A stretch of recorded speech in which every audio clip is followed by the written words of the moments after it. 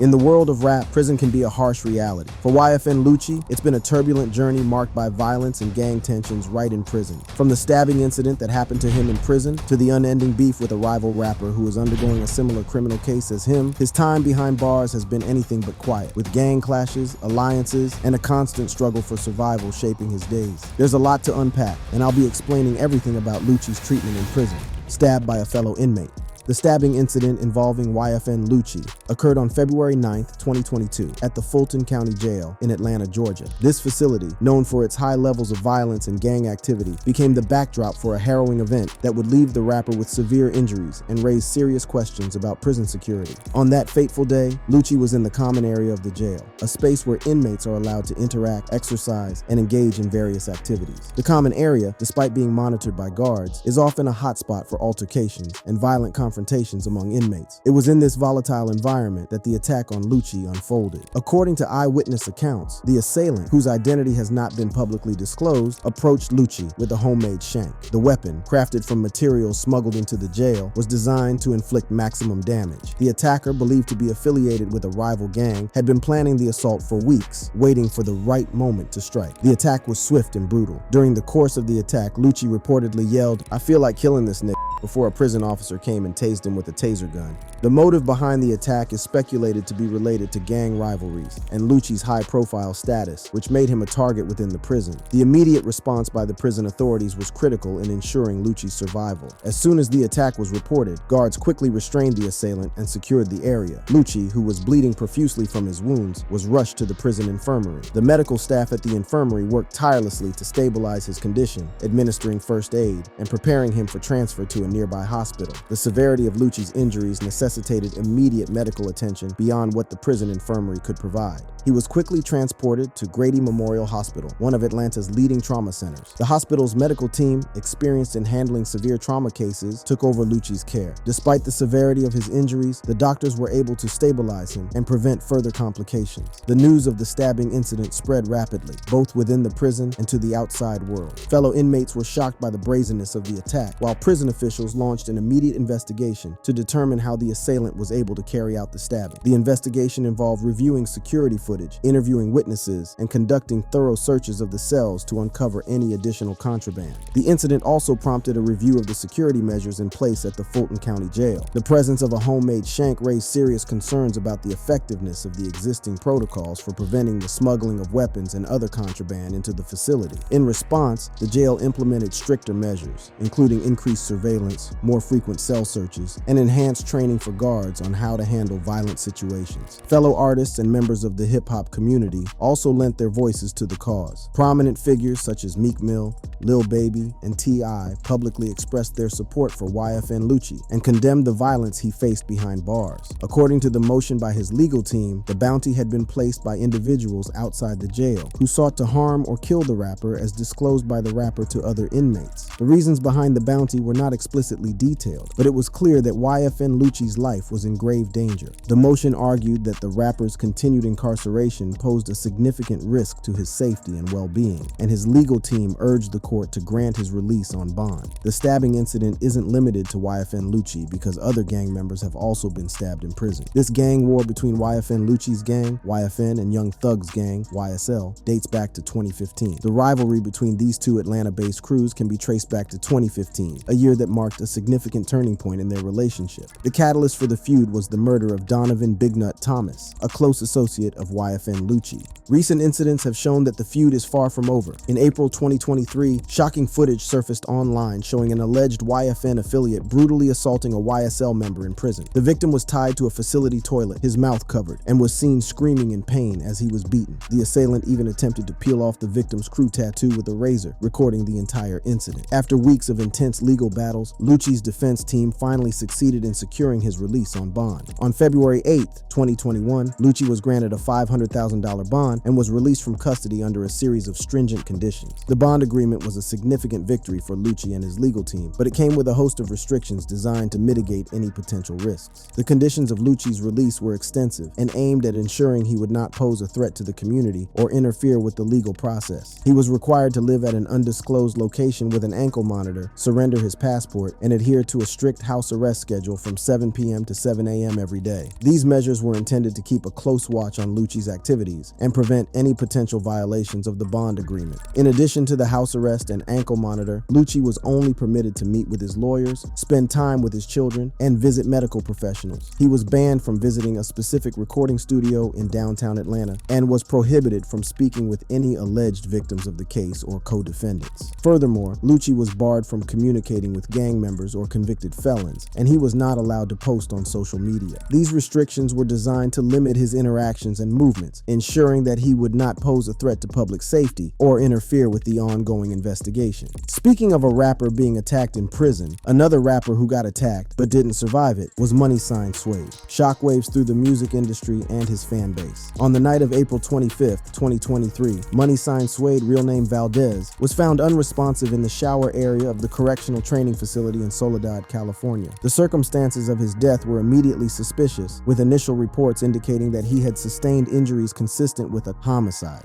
Valdez's death was discovered during a routine count when correctional officers noticed that he was not in his cell. A search of the facility led them to the shower area, where they found Valdez with fatal stab wounds to his neck. Despite efforts to revive him, Valdez was pronounced dead at the scene. The news of his death quickly spread, causing an outpouring of grief and disbelief among his fans and fellow artists. The California Department of Corrections and Rehabilitation, CDCR, confirmed that Valdez's death was being treated as a homicide. An investigation was promptly launched by the prison's Investigative Services Unit in collaboration with the Monterey County District Attorney's Office. The investigation aimed to uncover the circumstances surrounding Valdez's death and identify those responsible for the attack. Valdez's attorney, Nicholas Rosenberg, expressed shock and sadness at the news of his client's death. Rosenberg described Valdez as a very popular guy, very mild-mannered, and noted that people loved him. The fact that Valdez had been attacked in prison before added a layer of complexity to the investigation. Rosenberg revealed that around midnight on the night of the incident, officials had called him to inform him of Valdez's death, stating that it was a stabbing to the neck. The correctional training facility, where Valdez was housed, is known for its minimum and medium security inmates. However, the facility has a history of violence and gang-related activities. The fact that Valdez, a high-profile inmate, was not placed in a sensitive needs yard designed to protect those with specific safety concerns raised questions about the prison's handling of his safety. Another inmate, who chose to remain anonymous for fear of retaliation, questioned why Valdez was housed in the general population area, given his status and the potential risks. 20 p.m. on the night of the incident, as news of Valdez's death spread, fans and fellow artists took to social media to express their grief and pay tribute to the young rapper. On Valdez's official Instagram profile, messages of condolences poured in, with many fans expressing their shock and sadness at the loss. Fellow Los Angeles rapper Peso posted "Long Live Swede" on his Instagram account, a sentiment echoed by many others in the music community. The investigation into Valdez's death focused on several key areas. Authorities sought to determine whether the attack was premeditated and if it was related to gang activity within the prison. The possibility that Valdez's death was linked to gang wars was a significant line of inquiry for investigators. Origin of Lucci's legal troubles. YFN Lucci rose from the streets of Atlanta's Zone 3 to become a beacon of success in the rap industry. But as his star ascended, so did the attention from his past affiliations.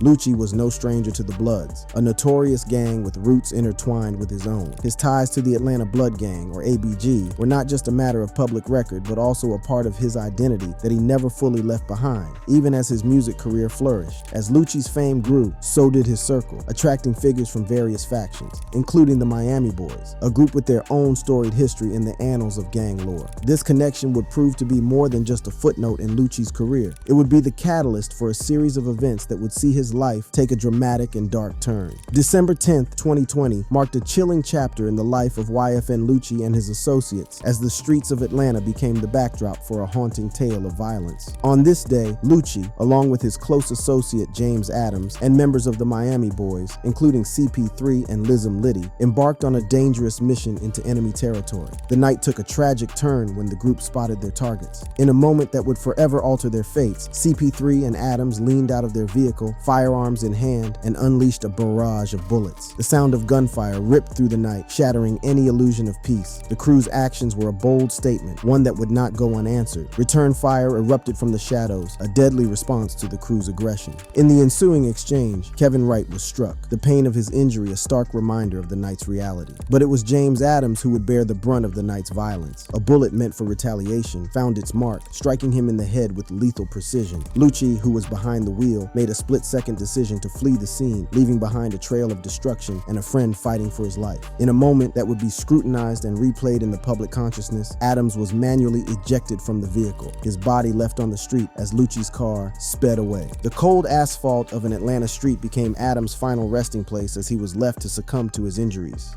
The police investigation quickly gained momentum, with the authorities piecing together the events that led to the fatal shooting. Security footage, witness testimonies, and the haunting social media posts from earlier in the day all painted a picture of a night gone wrong. As the investigation continued, the Atlanta Police Department issued a felony murder warrant for the arrest of YFN Lucci and his cohort. The charges were severe and included felony murder, aggravated assault, participation in criminal street gang activity, and possession of a firearm during the commission of a felony. The rapper eventually turned himself in, and the legal process began to unfold. YFN Lucci's attorney, Drew Findling, was quick to defend his client, stating to TMZ that there was no basis for the criminal charges against Rayshawn Bennett. The legal team promised a vigorous defense, even as the prosecution prepared a case that could potentially put the rapper behind bars for a significant period. The legal ramifications for Lucci and his associates were severe, with CP3 facing 25 years and Liddy 15. The weight of their actions bore heavily upon them. Lucci eventually pleaded guilty and was given a 20-year sentence with 10 years to serve, and is eligible for parole in 3.5 months due to the 3 years he has already served behind bars.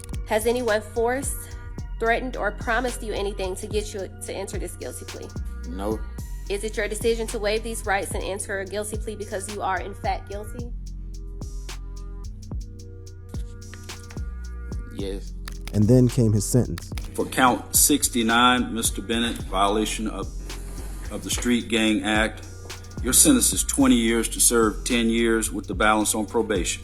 Lucci's 20-year sentence, followed by a decade of probation, was a sobering outcome for the rapper, whose career had once been on an upward trajectory. The plea deals, while offering a semblance of leniency, underscored the gravity of their offenses and the uncompromising stance of the justice system. The feud with YSL, Young Thug's collective, added another layer of complexity to the narrative. The rivalry, which had simmered for years, was more than just a series of diss tracks and social media spats. It was indicative of a deeper, more insidious conflict that had claimed lives and threatened the safety of the community. The attempted shanking of Lucci in prison, allegedly orchestrated by YSL affiliates, was a chilling reminder that the animosity was far from over. The ongoing legal battles, including Young Thug's own RICO case, painted a grim picture of the cycle of retribution and violence that had ensnared some of Atlanta's most prominent figures. YFN versus YSL, beef. The beef between YFN Lucci and Young Thug, two of Atlanta's most prominent rappers, began in 2017 and quickly escalated into a public feud. It all started with a single tweet from Young Thug, whose real name is Jeffrey Lamar Williams. On June 16, 2017, Thug tweeted, "I dropped EBBTG on Tupac's B-Day because I'm the hashtag new pack. I feel like I'm the thug he didn't get to become." With the hashtag #SoIm and finish what he started. The acronym EBBTG refers to his 2017 EP, Easy Breezy Beautiful Thugger Girls. This bold claim did not sit well with YFN Lucci, and he took to Twitter to voice his disapproval. He tweeted, "Pac would have never wore a dress." This was a direct jab at Young Thug's controversial cover for his 2016 mixtape Jeffrey, where Thug posed in a dress designed by Italian designer Alessandro Trinconi. Thug later explained that he wore the dress to conceal an AK-47 assault rifle, but the damage was done and the war of words had begun. Following Lucci's tweet, Young Thug responded with a series of tweets that vaguely threatened Lucci's life. He tweeted, "Thank God you able to take care of your mama and be humble. Doing too much could become a deep sleep." This ominous message hinted at serious consequences if Lucci continued to provoke him. Lucci didn't back down. He released a new single titled Like Pac on what would have been Tupac's 46th birthday, further fueling the feud. The song received praise from fans, and Lucci retweeted a stream of comments applauding the track. The beef simmered down throughout most of 2018, with both rappers appearing on Atlanta rapper T.I.'s album, Dime Trap. However, the tension was far from resolved, and the stage was set for the feud to reignite in the coming years. The simmering tension between YFN Lucci and Young Thug reignited in March 2019, taking their feud to new heights. It all began with an Instagram live session where Young Thug, responding to a fan's comment about YFN Lucci, went on a heated rant. Thug, visibly agitated, declared, "Of course, he was going to slap Lucci." He said, "Stop playing with me.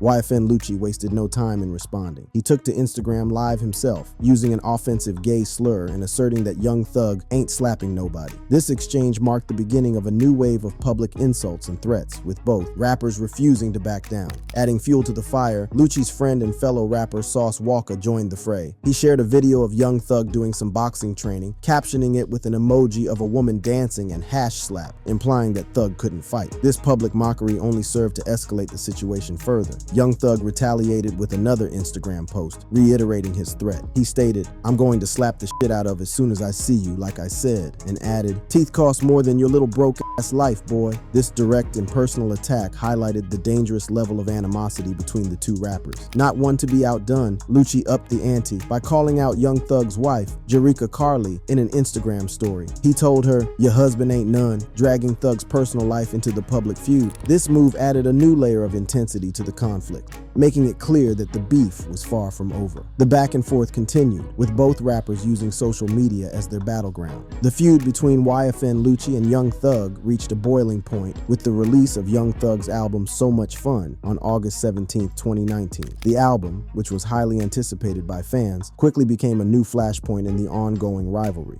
YFN Lucci took to Instagram to express his disdain for the album. He posted on his story "Cap Ass Album," without specifying who he was talking about. However, it was clear to everyone that the target of his criticism was Young Thug. Lucci didn't stop there. He followed up with another post saying, "Boy almost shitting on himself in Lennox," alluding to an incident involving Thug, and one final post that simply said "cap." The term "cap" is synonymous with lie, suggesting that Lucci believed Thug's album was full of falsehoods or exaggerations. Young Thug didn't take long to respond. He posted on his story, tagging YFN Lucci directly, "If ain't like what you do for your mother and kids, I would have been killed you." This direct and chilling threat was one of the most shocking moments in the feud, highlighting the dangerous level of animosity between the two rappers. The feud between YFN Lucci's gang and Young Thug's gang continues to rage on, with no clear end in sight. Despite numerous arrests, legal battles, and public calls for peace, the violence persists, casting a long shadow over Atlanta's hip-hop scene and the community at large. As of now, both Young Thug and YFN Lucci remain entangled in legal troubles. Young Thug, whose real name is Jeffrey Williams, is still facing serious charges under the RICO Act, along with several of his YSL associates. The trial, which has already seen numerous delays due to incidents like the stabbing of Shannon Stillwell, is set to continue, with prosecutors determined to hold Young Thug accountable for the alleged crimes committed by his gang.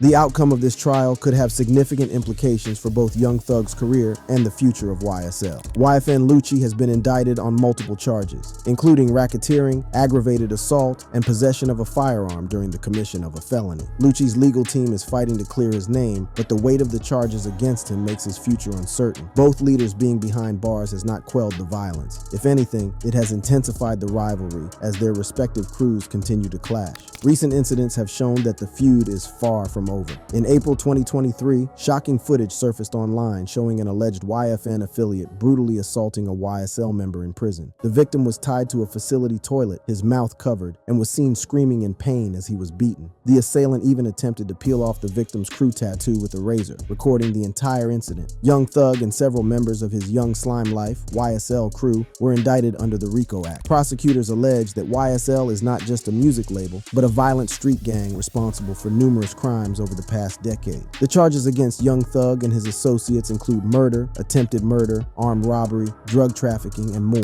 The prosecution claims that Young Thug used his music career and social media presence to promote the gang's activities and establish its dominance in Atlanta. The case against Young Thug is bolstered by his own song lyrics and social media posts. During Thug's bond hearing, prosecutors brought up the lyrics from his 2021 collaboration with Juice WRLD titled "Bad Boy." In the song, Thug raps about shooting someone believed to be YFN Lucci's mother. The prosecutor told the court, Thug got into a beef, if you will, with another rapper by the name of Rayshawn Bennett, also known as YFN Lucci. At some point, Lucci's mother was shot at, and the song comes out with "Bad Boy" that starts, "You better watch the way you breathe around me, for that breath be your last, boy. Smith & Wesson 45 put a hole in his heart. Better not play with me, killer stay with me. I shouted his mommy, now he no longer mentioned me." Prosecutors are using Thug's song lyrics and social media posts to portray him as a violent gang leader. Lyrics from 9 different songs were listed in the RICO indictment, starting with 2014's "You," and the most recent being 2021's "Ski" with Gunna. Because of this, the judge denied Thug's bond during during the hearing, expressing concern that he was a danger to the community and could intimidate other witnesses. Despite the mounting evidence and the dangerous situation he found himself in, YFN Lucci refused to snitch on Young Thug. Paperwork surfaced showing that Lucci was served with a subpoena while in jail, calling on him to testify against Thug. The document clearly stated that Lucci refused to sign. Lucci took to Instagram, captioning a post with, "Even in an earthquake, we wouldn't break